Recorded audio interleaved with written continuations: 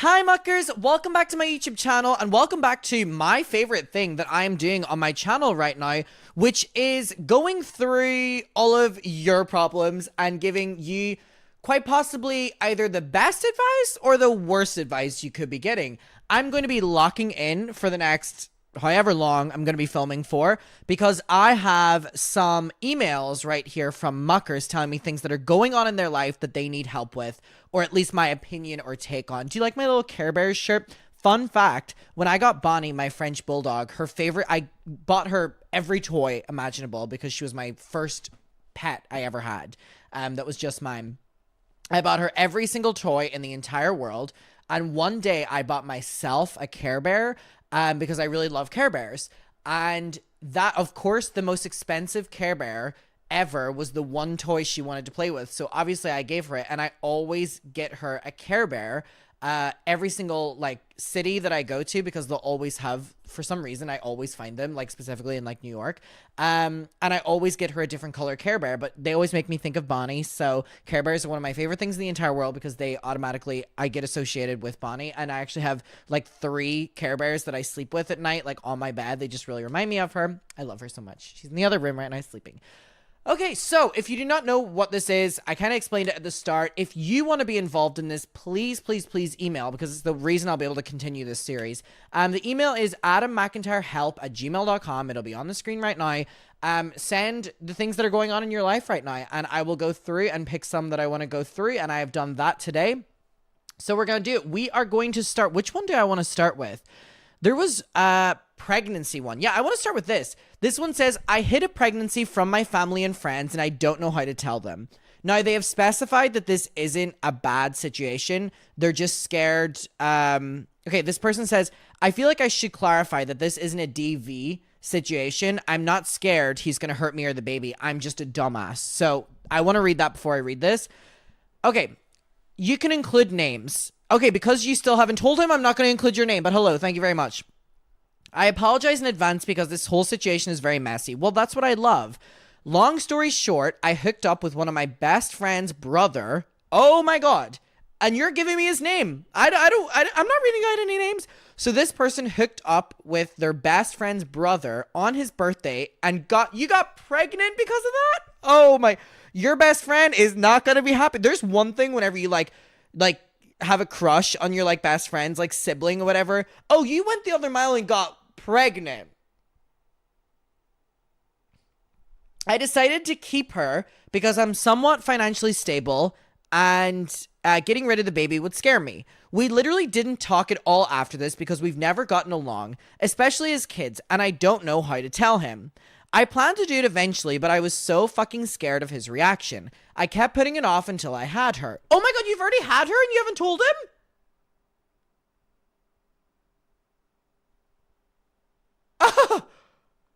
Only his sister knows. Wait, is that your friend? I assume that's your friend. Only his sister knows, so I assume that's your friend. And I begged her not to say anything on the promise that I do it myself. Wait, so his sister is keeping it a secret that he's a father? I didn't tell my family either. Oh my God. Because my parents already have a lot of young kids to take care of, and I knew they'd tell Logan's parents before I was ready. Babe, how much more time do you need? The baby's born. What? Also, ignore the fact that only some of my... Oh, actually, I don't like having my feet out. There we go. So much better. Can you still see them if I do that? No, you can't. Perfect. Love... Oh, okay.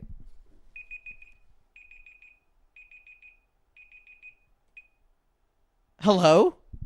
What was that? Oh, I just accidentally set a timer for some reason while I was hiding my feet. Oh my God. Okay. Sorry, that scared the absolute fuck out of me. I was like, what the fuck's going on? Oh, wait. I cannot believe you've already had the child. I just need to make sure my feet aren't showing. I don't think they're showing. Okay, this is great. I literally cannot believe that you've already had the child. I also didn't tell my family because my parents already have a lot of young kids, and I knew they would tell Logan's parents before I was ready. Again, babe, I don't know how much more time you need. It was pretty easy to hide the pregnancy since I've moved out, but 9 months? Okay, Kylie Jenner. And I wasn't seeing anyone in person off him. But now she's a month old. What are you going to do? The baby's going to knock on the door. Hi, Daddy. And I don't know what to do or how to tell them. I know I made this so much worse by putting it off for so long, but I'm truly at a loss of words. So am I. Advice? Is putting the baby up for adoption an option? I'm kidding. Wow. Okay. There's one thing with telling him, hey, you got me pregnant. Right? That's one thing, babe. And there's another thing showing up with a 1-month-old and being like, surprise! Because this has kind of eliminated any chance of like a lot of involvement that he would have had, because he didn't even get a chance to bond with the baby when you were pregnant. You know, the way people love doing that. Oh, I'm holding my stomach. Oh my God, I feel it moving. Babe, I just had Taco Bell. That's my stomach growling and grumbling. I need to go to the bathroom, actually. So he didn't get that time. And he also didn't experience the birth if he had wanted to and be involved, which it's his responsibility too, if neither of you were using protection. Use code Adam50 on adammcintyrehelp.com to avoid this in future, guys. What should you do? Okay. You need to do this as soon as possible, because like this is like gone on for like a ridiculous amount of time. Now, you've clarified that the only reason that you haven't told them is just because like you're a dumbass and you just didn't know how to tell them, rather than anything like really extreme. And also your reasoning for not telling your parents is because they already have a lot of young kids to take care of. You need to tell everyone as soon as possible. Like, also, this is so much for you to be going on with on your own. Dude, you need to start hitting that one by one, telling them. But also, like, I don't know how someone would come up to me if they were like, here's your 1 month. Well, the people I sleep with could not get pregnant, thank God. But it's, I don't even know how the reaction. I think you need to expect like a big reaction from him of shock and like not knowing what to do, because like, babe, I'm going to be honest, like that is a lot. Like that is a lot to handle. Like, hey, I got pregnant. It's also born. It's a month years old. It can talk. Can they talk at 1 month? Can babies talk at 1 month? Let me look this up.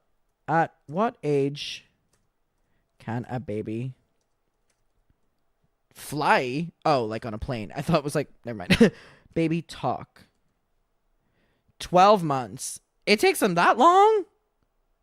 Well, obviously at 1 month, they're still like, all right, never mind. Ignore my stupidness. Okay, next one. Came out as gay and lost my best friend in the process. Yikes. Hi, Adam. I need friendship advice. Well, if you lost your best friend, if it has to do with that, then they can go fuck themselves. I need best friend advice. On Saturday, July 6th, recent, I came out as gay to my friends and family. I've known that I was a lesbian since I was 16, just closeted for 5 years. Thankfully, I got mostly support from my family and close friends, all except for one. That same day, I received a text from my best friend of 5 years telling me that I was confused in the head, a pathological liar, and an attention seeker. Well, they're a bitch. For background, we met back in 2019, and he kept asking me out. Kind of obsessively, not gonna lie. Oh, he's like, fuck, my chances are gone. Does he not want a little lesbian friend? That could be fun. He was kind of obsessively asking me out, not gonna lie. But I made it clear to him that I didn't date men. So he knew that I was a lesbian. He just kept denying it, I guess. Anyways, we had a little bit of an argument over it before I eventually told him to delete my number. What should I do? I've been told by my sister that I should move on, cut him out of my life permanently. But keep in mind, he's been my best friend for 5 years. We were inseparable. We would always text and hang out. Thank you for your time. Please keep me anonymous. Okay, no problem. Well, here's what I'm going to do. I feel like my immediate response to this would be like, cut him out of your life. Fuck you. But you saying we've been friends for 5 years, like, should I have cut him out, blah, blah, blah. So there's clearly something that you want to salvage here. So let me put my nastiness aside that I normally have. That would be me being like, cut him out, fuck him. Don't fuck him. Well, you wouldn't have anyway. And here's what I'm going to say. The only way for you to salvage it, because you told him to delete the number, is you need to have a sit-down conversation with him, like a real sit-down conversation, like pinky up. And you need to say, we've been friends for 5 years. I am a lesbian. I am a lessie. I love saying lessie. I'm a lessie. And if you're not going to accept me, then I have to walk away from this friendship. Because you're making like such a point that you like, it's been 5 years and stuff, have that final conversation. Have that final conversation. Meet up with him in a good setting that feels comfortable for you. So if you often would go to dinners, go to dinner. If you often went to bars, go to a bar. Coffee, go to coffee. Park, go to park. No, what I would say is go to a place where if it gets really awkward, you could leave it without that much to do. You know what I mean? That's why coffee would be amazing, because you could just get up and leave with your coffee if it goes south. Or like a bar, you could just get up and leave. Whereas dinner, actually don't do dinner, because then if it gets awkward, you're waiting for your main course to arrive and it's like really awkward, and then you have to wait for your dessert, and it's like, so I would say, because you're trying to salvage it where it seems like you want to, have a conversation with him, okay? And I wish you all the luck and congrats on your lesy life.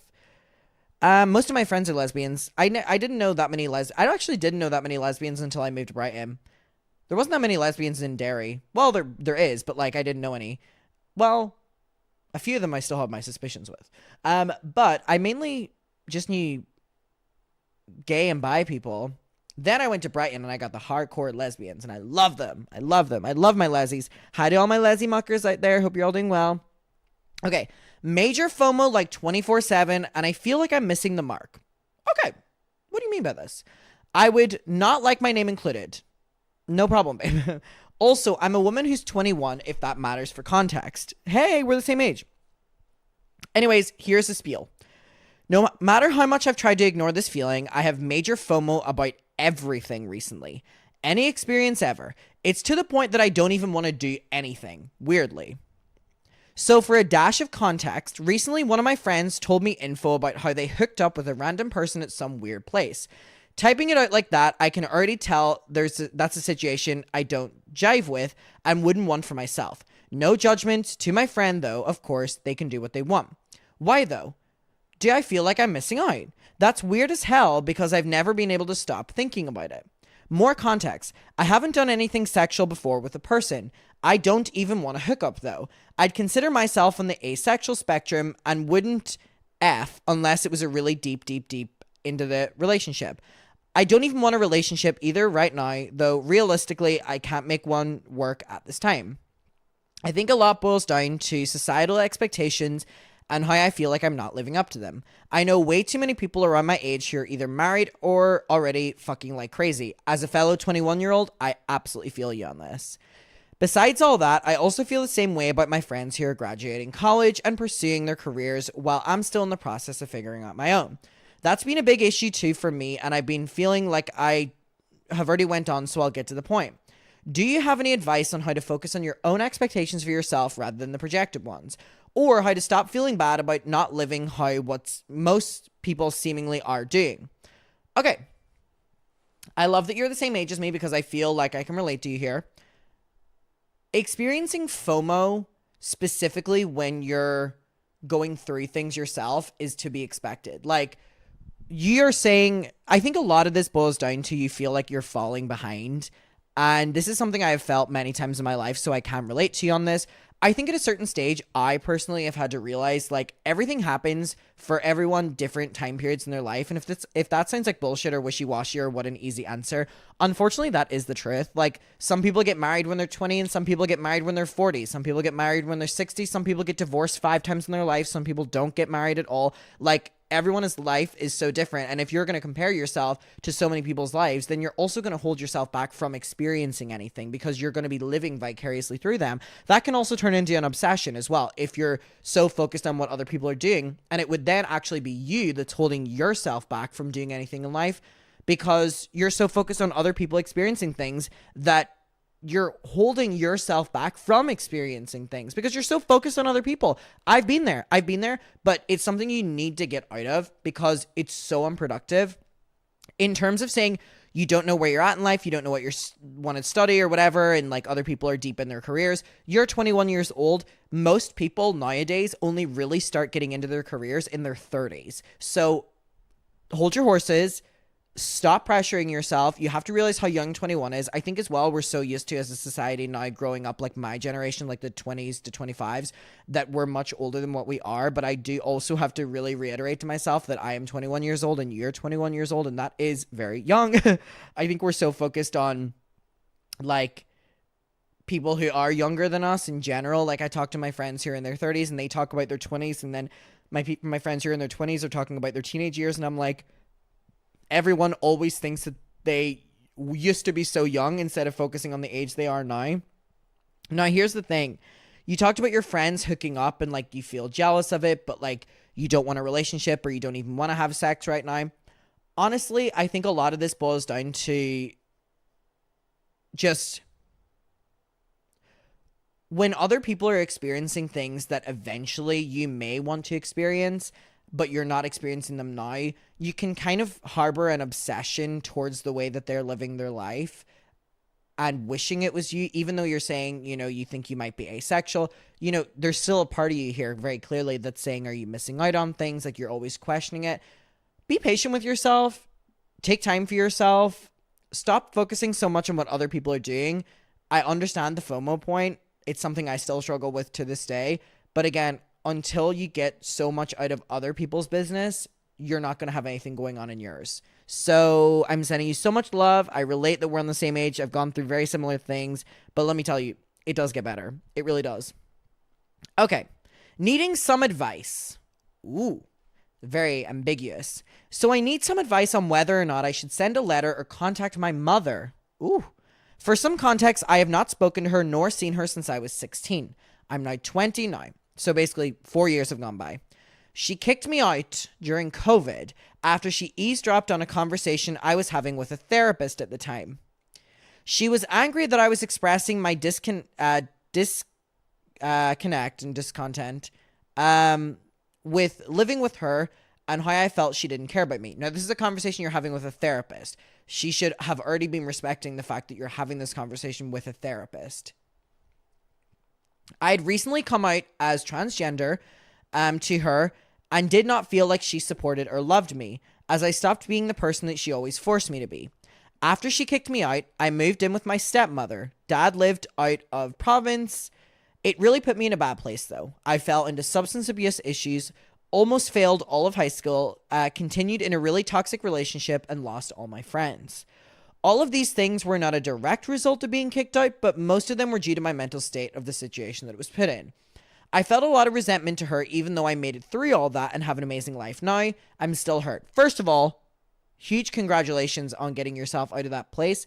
I know that you're saying it's not all directly because of her, but there was a knock-on effect because of what she did. And I know you're putting all the blame on yourself, and I think that that's, you know, your decision. But I also feel like not having the support from your parent, being kicked out from your parent, it does have a knock-on effect. So kind of take some of that pressure off yourself as well. And also congratulations on being in an amazing place now. That's fucking incredible. Okay, continuing. Now it's been 4 years and my sister is getting married. It always boils down to these fucking weddings. And I will have to see my mother again. If I am being truthful, I do miss her. I love her so much and it hurts me to not have my mom anymore. At the same time though, I know that the mother that I miss does not exist. She is just such an unhappy person who needs the world to see her as a perfect mom and make me fit into a box that I just don't have to achieve that. Despite that, I'm wondering if I should at least reach out to quell some of the tension before my sister's wedding. It's something I'm really struggling with as I feel so much guilt and shame for cutting her out of my life. Well, I mean, she kicked you out of the house. I don't really know what else you were supposed to do. So take a little bit of pressure off yourself again. But also, I know it was the right decision for me. At the same time, though, I want my sister's day to be as perfect as possible and without any drama. Her day shouldn't be about anything other than her. She's been in the middle. By the way, that is not your, it's not your fault. I know that you're saying, like, this day should be about her. I would hate for anything to not be about her. But you having drama with your mom and your mom causing something with you, or you causing something with your mom, is not you taking away from her day, because your experiences in life are also valid and really important as much as a wedding day. Okay. And also, your mother kicking you out of the house and, like, basically abandoning you in a way, and then you cutting yourself off, is more important than someone's wedding. Like, people make such a big deal about weddings, and, like, people will compromise a lot for the sake of the wedding being the perfect day. Guess what? Life isn't perfect. Life is not perfect. And I know everyone likes to use weddings as an excuse of getting back together, but it can also lead to bad things as well as good things. It's a double-edged sword. Despite that, I'm wondering if I should reach out because I want the wedding day to be as perfect for my sister. It's something I'm struggling with because I felt so much guilt and shame for cutting her out of my life, but I also knew it was the right decision for me. At the same time, though, I want my sister's day to be as perfect as possible without any drama. Her day shouldn't be about anything other than her. Yeah, but your life experience and how you feel is also equally, if not as more important than one day. You know what I mean? Like, there's two things that can happen here. You can reach out to your mom again and it can go great and it's not awkward at the wedding. Or you could find yourself slipping into a bad state again by being triggered, or your mom could say something really bad to you or be really, you know what I mean? Like, there's two ways that can go. So don't put so much pressure on yourself to make a quick decision for the sake of your sister's wedding. I knew it was the right decision for me to cut her off. At the same time, I want my sister's day to be very great without any drama. Her day shouldn't be about anything other than her. She's been in the middle of too much family shit, and I want to leave her out of it and have her at least have one day without any. If you could give me any advice, I would appreciate that. I'm too close to this to have any clarity on what I should do. You can feel free to use my first name, Spencer. Well, hello, Spencer. I hope you're doing well. And I'm very proud to hear that you're in a very amazing place in life now. And that is all because of your own doing. So congratulations on working towards that and achieving that. It's very, very, very noble. Okay, Spencer. This is a situation where I can't give you solid advice on because you lived through what your mother put you through. You knew how extreme. So listen to me because I'm going to have a point with this. You, Spencer, know what your mother put you through. You, Spencer, know the knock-on effect that had in your life. You, Spencer, know what a bad place you were in. You, Spencer, know how hard it was to get out of that place, but you're on the other side now. So you need to weigh the pros and cons of reconnecting with your mother. At the wedding, if your mother's there and you do not speak to each other, how will you feel? Will you feel sad? Will you feel all right? Will you not care? Will you care? Whatever. Next, if you reconnect with your mother and it goes terribly, how will you feel? Will it set you back? Will you then not want to go to the wedding? If you reconnect with your mother and it goes great, how will you feel? How will it impact your life? You need to weigh the pros and cons of each thing. This is one that I'm not going to give you, straight up advice on because I don't know what you've been through with her. But what I could advise is weigh every option, and then whichever one you feel more comfortable with, do it. What I will say is don't force yourself into doing something that will set you back or make you feel uncomfortable or anything like that for the sake of one wedding day, because it's not that deep. It's not that deep, like, in terms of a wedding. Like, not everything in life is perfect, and you shouldn't have to sacrifice your own personal growth for the sake of there being no drama, if you know what I mean. Okay, next one. Sister-in-law keeps upstaging me at my wedding events, and I feel like I'm an asshole for not wanting her to partake in any of them. God, y'all love a wedding, don't you? Y'all love a fucking wedding. I have been to one wedding in my entire life and I only went to the reception. I've never been to like an actual wedding ceremony. I know that muckers invite me. I get P.O. Box requests all the time. Save the date. I appreciate it. Y'all are in America though. I can't go. Anyone locally want to invite me to a wedding, I promise I will literally come. I swear to God. As long as there's an open bar and you feed me, I will be there in a full suit. I will be crying at the speeches. Invite me to weddings, people. Do you know how amazing weddings are for meeting people? Invite me to them. Come on, what's one more person in your invite? Stop being so stingy. Hi, Adam. Please keep me anonymous. Of course. Feel like this could be spicy. Ooh. I've been married to my husband for a little over a year, but we've been together for over 10. God, I can't imagine being together with someone over 10 years. Then you see, like, my parents and stuff being together longer. I'm like, oof. We're both in our mid to late 20s. He is the mid to late 20s. So you've been together your entire 20s? Oof. Again, that's very normal for a lot of couples, but just hearing it is, like, crazy. He is the middle of many siblings. For this story, they will all have SpongeBob. What the fuck does that word mean? What is this word? Pseudonym. It's basically like a fictitious name. Why the fuck? Pseudonym. Why did you have to say that? Couldn't you? You're aware of my academic level. Could you not have? You pissed me off. So they will all have SpongeBob. Pseudonym. Pseudonym. I don't like how that word even sounds. Muckers, please tone down your emails to like a 3rd grade level. We were the first in the family to get married. One of our siblings is getting married, or one of the siblings is getting married soon. I had no issue with this sibling until it came close to my wedding. We weren't best friends or anything, but we would text and call occasionally and would show up for each other. Let's call her Sandy. Again, so one of the SpongeBob. Pseudonym. Stupid ass word. Let's call her Sandy. She was a bridesmaid in my wedding, and I couldn't have imagined her not being up there with us. Sandy loves to be the center of attention. I can't stand being the center of attention, so 99% of the time, it doesn't bother me when Sandy demands the room. But on, like, your wedding day is crazy. Like, if someone did that to me on my wedding day, kill yourself. Things didn't start getting weird until Sandy was telling one of the other siblings, Karen, also a bridesmaid. Who's Karen from SpongeBob? Don't know. Also, so... Sorry, I'm getting distracted. I need focus. See, why'd you say a SpongeBob thing? You've not distracted me. Things didn't start getting weird until Sandy was telling one of the other siblings, Karen, who's also a bridesmaid, all of my husband's siblings were in our wedding, that she was now engaged to her now fiance at my bridal shower.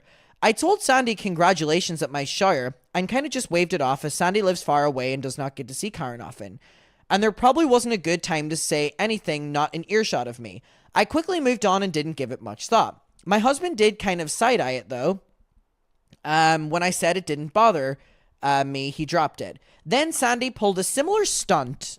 God, what is it with people, like, specifically in families, having to upstage whatever event it is or make it about themselves? Like, please. Try not to make it about yourself challenge. Level impossible. Then Sandy pulled a similar stunt about a month later when she received my wedding invite. Oh, no, she didn't. She took a picture of my invite with her engagement ring and sent it to the family. No, she didn't. Now, why is this motherfucker taking a picture of your wedding invite showing off her engagement ring? Now, that is petty. She didn't even let you have your moment for 1 second. I was not the family group chat as well. And you know how excited people get over their wedding invites. Oh, brutal. I was kind of stunned and didn't know how to respond, so I just didn't. Her family, my in-laws, laughed, but not in a shaming way, but more of an encouraging way. My husband just told me to ignore it, but was mad as hell, but just didn't want to hash anything out over text, so we moved on. Then a month later, don't tell me she did something else. Then a month later at my bachelorette party, Sandy announced who the bridesmaids were going to be at her wedding. At your bachelorette party? Do these people not hang out other than your events?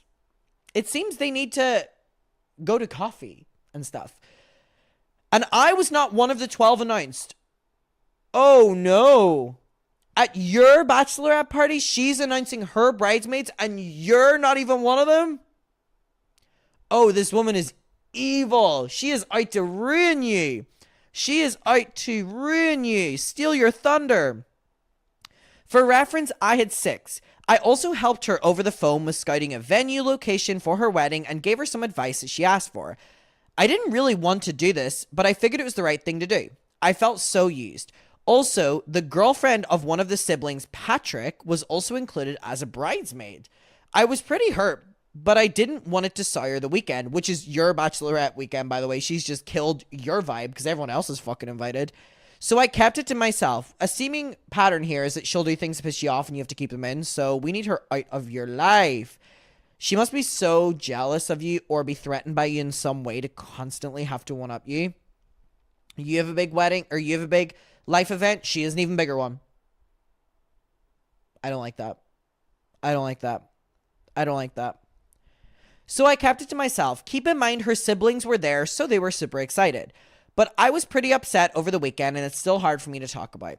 I told my husband about it when the weekend was over, and he was furious, but knew his family wouldn't be on my side, so he basically said the best thing to do is let go. I have tried, but it's very upsetting to me, and I still get nervous when I'm around his family. Then, don't tell me she did more. I don't like the word then in this context. Do you mean there's more? Then she announced her wedding date is the same weekend as mine, albeit 2 years apart, and that was when I kind of lost it. Okay. So, your wedding anniversary is going to be on the same day, is what I'm hearing. She's organized this that you have the same wedding anniversary as her. And let me guess, the family will only be celebrating hers, because they seemingly are siding with her. Luckily, I was home alone, so no one else saw it other than me. I felt like an asshole. I don't own a date, but I'm very upset by the whole thing. Now, my wedding was lovely, and it was the best night of my life. Nothing major with Sandy happened. Although her and her fiance did snap a picture at our table, captioning it, "We're next," or something obnoxious but harmless. That's harmless to me, but the planning, like to have the same anniversary as you, every event you're doing, she's announcing something, that is the problem to me. Sandy's wedding invites are now on the horizons, i.e. her shower and bachelorette party. I really do not want to go, but I feel like an asshole for that. I'm feeling very excluded because I'm the only family member not in the wedding party, and it really does hurt. But I'm scared I'll regret not going, because I usually love supporting my husband's family and risk the wrath of my other in-laws if I'm not there. My husband says it's my choice and he supports me no matter what and will always take my side. I'll obviously be at the main wedding event and will happily support her special day. I just think I'm beating myself up. So you're saying that you don't want to go to the bachelorette party? Well, I mean, they haven't included you in the wedding party, to be fair. You said that you would still happily go to the main wedding event to support her, but you're saying you don't want to go to the bachelorette parties and stuff like that. What I will say is this will cause a lot of issues if you don't go to these things. So unfortunately, I do feel like it's kind of unfortunately you have to go. But I think don't hang around this family member outside of family events anymore and stop making an effort. You and your husband stop making an effort with her because she just seemingly has it out for you. Also, in terms of going to the bachelorette and shower party, if you feel like they're going to rub it in that you're not part of the wedding party, then you cannot go. You know what I mean? It's your complete decision. I do think there's going to be a knock-on effect and they're going to make you be the villain if you don't go. But I feel like you should have a one-on-one conversation with Sandy and basically say, why am I not a part of the wedding party? Basically have that conversation. See what the bitch has to say. See what the bitch has to say then. And fuck you, Sandy. Fuck you, Sandy. All right. Let's do another one. Ghosted. Okay. Someone talking about ghosting. Or maybe an actual ghost. Woo! I moved hundreds of miles away from my hometown over a year ago. It was the hardest thing I've ever done. But my family and I are thriving in our new home in ways we couldn't achieve if we'd stay put. So I have no regrets. However, someone I considered one of my best friends of almost 20 years has basically ghosted me since Christmas of last year. We texted, FaceTime, called, etc. like usual for the first few months after the move, and she and her family even came to visit us a few months after our move. Our communication was always good, nothing unusual, no red flags, and everyone seemed to have a great time when they visited. Then, about 2 months after visiting, my friend stopped replying to my texts. We'd usually catch up once a week, but since then she wasn't responding. I just sent a text to the effect of, "Hey, hope you guys are well, miss catching up with you." After a couple months of this and no response, I sent a text saying I was in the dark as to why she was suddenly not responding and hope everything's okay. And that if something I said or did to like let me know so we could talk it out. She finally responded to this text saying, "Hi, we're doing great, hope you guys are well." I told her, "Good to hear you're all right. I was worried you didn't respond for so long. It seems like you want some space, so I want to respect that. You don't want to talk to me anymore. I'm here whenever you want to talk." It's been like 8 months now since we've actually conversed, and the whole situation has broken my heart. I've spent so long trying to think of what I said or did as to why she's suddenly ghosting me. I think I'm a good friend and have been so good to her for decades. I'm worried about this situation more than is healthy, and I swear there is nothing I'm leaving out of the story contextually. And I believe you, and I'm going to say why. Like something I said or did that would have warranted this. What hurts the most is that she has 2 children who call me auntie, and now I'm no longer in contact with them or get to hear about their accomplishments, receive updates, pics, etc. We also have a daughter around the same age, and now suddenly her auntie isn't a part of our lives or conversations anymore. My family and I visited our hometown last month, and I didn't even try to contact her to get together, because what's the point? I sent her kids birthday cards because I don't think it's fair for me to suddenly fall off the face of the earth because their mother is ghosting me. Do I completely give up at this point? Do I show up at their house sometime when I'm visiting and ask if we can talk? I miss my friendship with her and I don't expect to ever have that again, but mostly I miss my niece and nephew. Moving so far away was the hardest thing I've ever done, and honestly being ghosted by her has made my anxiety, depression really bad. I think I'm just ready to move on, but it's so sad because there's kids involved that I love. You think I'd know what to do because I'm in my mid-30s and I've never been ghosted by someone I considered a close friend. From Ghosted. No name, please. Okay. Let's have a conversation about ghosting when it comes to moving cities. When I moved from Derry, my hometown, to Brighton, I had a lot of best friends. I had a lot of friends and a lot of best friends. More specifically, I had my 2 best friends that I went to college with. I loved them. I was going to say their names. I loved them more than anything. Every day in the pandemic, we would be calling, we would be texting, we would be updating. When we were in college, we were inseparable. We would show up early to class just to talk to each other, all 3 of us. We were perfect. We were perfect, perfect, perfect. Do you know I can get emotional thinking about it? Sorry, I'm literally making your story about me, but I'm giving context for something. Oh my God, I can actually get really sad about that. We were a perfect trio. When we were in college, like I said, we'd show up early, just hang out with each other. We would be together all class. We would go out to dinner after, and then we would go to a bar, or we would go back to one of our houses. And we would sleep over and then go to college the next day. We were all inseparable. Inseparable. For like those 2 years I went to college, inseparable every day. I had known one of them for many years, but we were never close friends. But so it kind of set up a good friendship because we had so many years of knowing each other. And the other one was someone was a friend of a friend, and it fit perfectly. And we were just the amazing balance. And we just clicked and it was perfect. Anyways, when I decided that I wanted to move to Brighton, it was a very personal decision that I just knew that I wasn't going to get a college uni experience, and I wanted to move to a new city to kind of have some sort of difference from growing up in Derry, you know, not feel like I was trapped there and stuck there. And when I told them both, they were not happy for me. They were not happy for me at all. And I understood it, but I thought that as friends, we would be strong and we would work through it. When I moved to Brighton, I never heard from them. And it was one-sided conversations, specifically from one of them, I would call, I would go to answering machine, I would text, wouldn't get a response, and it was honestly it was soul crushing, honestly. So I'm relating to you when you're saying about how heartbreaking it is. I had no one in Brighton for those first couple months, and they were my best friends, and I didn't have them either. It was so lonely and it was so isolating, and it made me doubt my decision to move, which was the best thing I ever did. But then it cast this shadow on it, which is what you're saying, which is like, you moved, which is the most amazing thing for your family, but now there's this cloud over it. And you know what? I don't talk to them anymore. I don't hang out with them. Like, it's life. It sucks.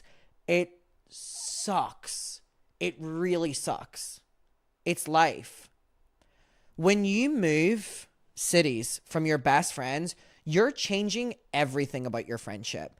You can't hang out every day. You can't just go down the road and see each other. You can't just meet up for coffee spontaneously.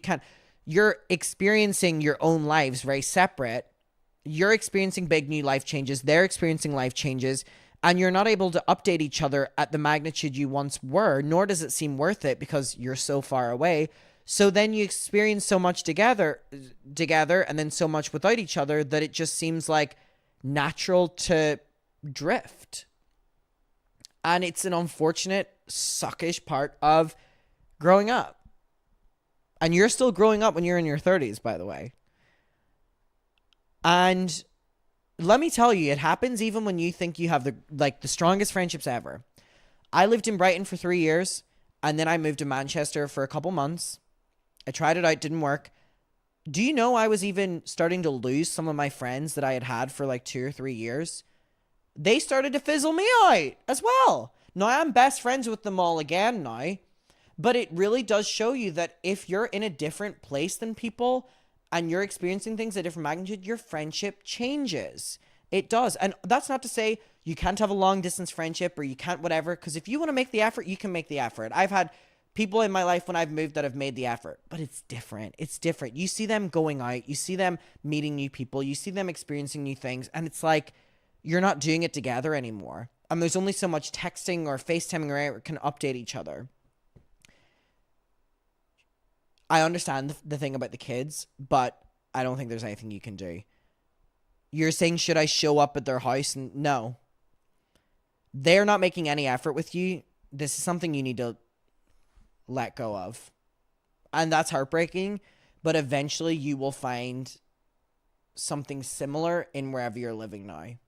So I think in the meantime, while you're in this like suckish phase of this, you've got to focus on what you said at the start of the email, which is like, our family are thriving in this new place and achieving things we wouldn't have in the last place. So I think focus on that for now. I think that's the thing that'll keep you sane right now. That'll keep you sane right now. Okay, let's do another one. Hello, Adam. Am I the a-hole? I love when people are like, am I the a-hole? Different series, babe, but I understand the thinking. For dropping a friend I've known since 6th grade because she indirectly called me fat. Okay. Hello, Adam. Hello. I would prefer you not to say my name because I'm paranoid. No problem. But anyways, I had this friend, so let's call her Deborah. Okay. Hi, Deborah. We'd grown up in the same tiny town and became best friends in middle school. We were inseparable until high school when we drifted apart as we drifted towards different cliques. Then in junior year, we reconnected as we had a mutual friend, and it was like no time had passed at all. She went off to college, and I did not. My father had passed away right before my senior year, so my life trajectory was vastly different than most people in my life. Anyways, to the breaking point.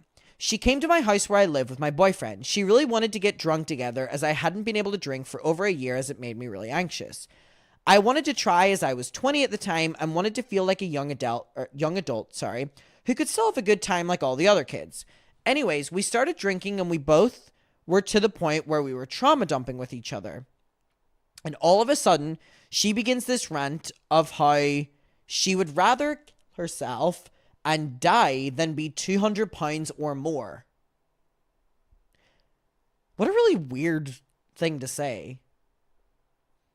How do you go from trauma dumping to be like, I would rather myself than be over 200 pounds? Like, okay. Can we get back on topic? Like, how it's the biggest fear she has and how she would hate herself and how disgusting that would be.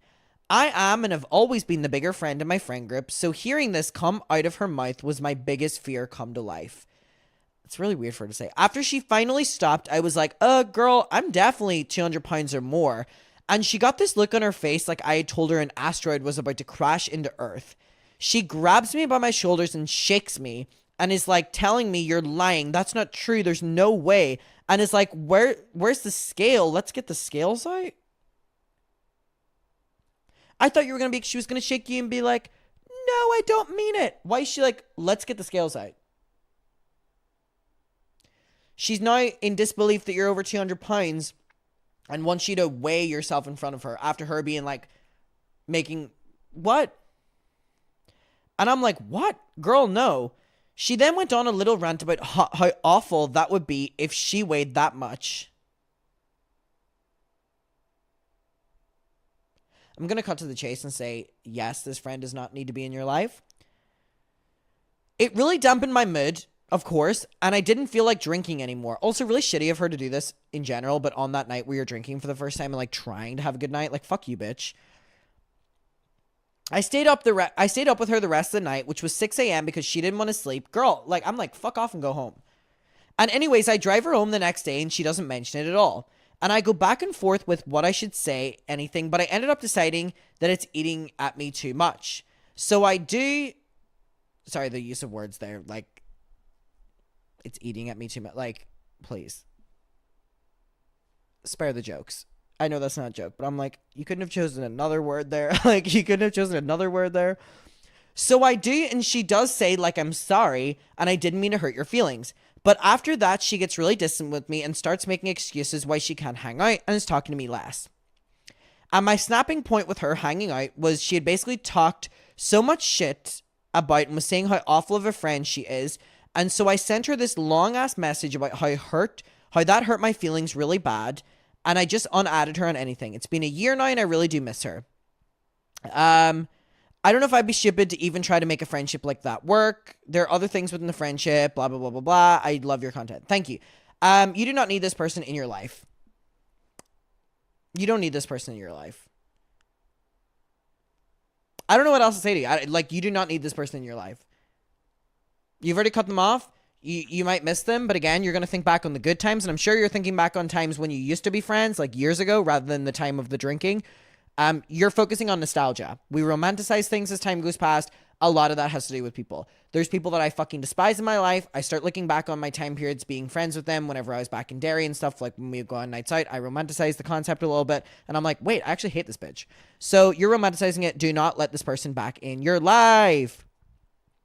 Okay. Let's do another one. I'm going to go pick another one from in here. Okay, I'm scrolling through my starred folder. This is what I do. When I like ones, I star them. Help me dump his sorry ass. Okay. Hi, Mother Mucker. It's Scabby Avocado from your comment section. Hello. I don't care if this isn't anonymous. Well, thank God, because I just said your name. So I've been dating a guy for 4+ years. We're in our mid-20s. We don't live together. We have had a continuously toxic relationship over time. It's been on my mind to end the relationship for a while now, but I've been very avoidant and scared of hurting him. We constantly bicker and he projects what he feels like everything onto me, like stress or insecurities. He continually tracks and questions my location. Oh no, he doesn't. Oh no, he doesn't. Gets upset when I don't answer texts for hours at a time. We both have full-time jobs, by the way. And he has severe abandonment issues throughout our entire relationship. He has also been an alcoholic for our whole relationship and has regressed with his treatment. He becomes angry and bitter and has a hard time controlling himself, so he'll be over intoxicated and I have to take care of him. He's done countless things to hurt me, including this past October. He told me at my birthday dinner that I was unlovable and no one else would be willing to tolerate me. And they wrote, and he did it on my birthday dinner. Anyways, I've been trying to build up the courage to end things for some time and even try to end things last night. Whenever I try to approach the subject, he gets upset and begs me to try figure things out. I always end up caving and wanting to be there to comfort him. I know I've been in a tumultuous, codependent relationship and countless things have been, countless people are trying to give me support and push me to rip the band-aid off. Do you have any feedback or support? I know what I want to do, but I've always caved the second he begs me. I love you. Let me know next time you're in New York and we'll vibe the fuck out. Okay. So, I don't want to be the one to tell you to leave because clearly your friends are already telling you to leave, so I'm going to focus on your friends saying that. What you need to do is leave. This sounds so beyond draining, and above anything else, it is holding you back. It is so holding you back. You do not need this man-child. What you need to do to confidently go through with this is you need to start gathering all your things, be ready to leave, and you need to set plans in place, whether that's staying with a friend, staying in a hotel, Airbnb, whatever. You need to create your plan, know what you're going to do, have a final conversation with him, and you leave. And you have everything ready, and it's the start of your new life. It's very hard to leave something, even if it's toxic, because there's so much history, and you feel like you can get pressured into staying, you can get manipulated into staying, you can be told that they're going to do things themselves if you stay. It's going to be a continuous cycle, and think back on the bad days and realize that if you don't leave, they're going to get worse, and that's going to be your normal, which it seemingly already is. You need to get out there. You already want to dump him. You're saying, help me dump a sorry ass. You're asking for advice on how to dump him. Set your plans in place and do it. And when you do it, and he's like, don't do it, don't leave. You already have your plans in place. Well, my things are already in my friend's house. You know what I mean? That kind of way. And I wish you all the luck with it. All right, let's do another one. So many good ones in here. I'm reading.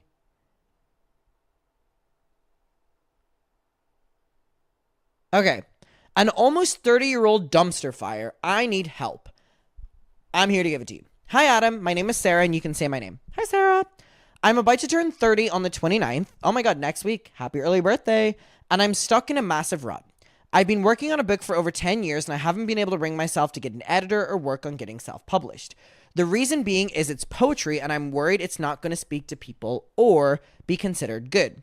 Sorry to bring up the chaotic legend that is Gabby Hanna. I love when people bring up the legend that is Gabby Hanna. But ever since her poetry book got totally torn apart online, I've been too scared to share my work online. I have posted a few poems on Instagram, but deleted them almost instantly. I know art is subjective, and some people can love something while others despise it, but it's super scary to put myself out there on display. It's very personal to me. Anyways, I thought you would have amazing advice since you've built your stunning career on putting yourself out there every day. It's very sweet. I imagine it has to be scary, but truly rewarding. I've been watching your videos for a long time, and it's been awesome seeing you grow. I love you. Thanks for the juicy commentary and sass. Sarah, love you back. Okay. You're making reference to people hating Gabby Hanna's poetry. Let's look on the flip side. There are actually people out there that also enjoy her poetry. It's why she sold so many of those books, surprisingly. You're right. Art is subjective. And if you never free yourself from the mindset of being judged or being inspected with your art, you will never release it, or you will never do anything with it. There's not much genuinely I can say to you other than you have to free yourself from people's perception of you. And once you do, it is liberating. I remember how many times I'd be filming YouTube videos and I would get in the school bus and people were playing the videos on full volume making fun of me. If that was to happen now, I would be like, pin my AirPods and be like, all right, whatever, y'all do what you want. Once you free yourself from judgment, specifically with art, that is when you will make your best art as well. And you'll be shocked at how inspired you get once you let go. So that's my advice to you. Let fucking go. Let fucking go and just experience it. The highs and lows. Okay. I think I might do one more, or I might call it quits. I'm looking. I'm looking. I feel like I've done my favorite ones. Also, while I've been filming this video, I got another 27. I think I'll leave it there for the time being, honestly. I feel like we did a lot in this one. And I fear I've also been filming for over 50 minutes. So I'm going to leave it there. Anyways, if you have any that you want me to do, and also if you have any advice for the people in this one, comment them down below. Email us adammcintyrehelp@gmail.com. Please support the videos if you want this to continue. Please email with more. I will see you in my next one, and goodbye.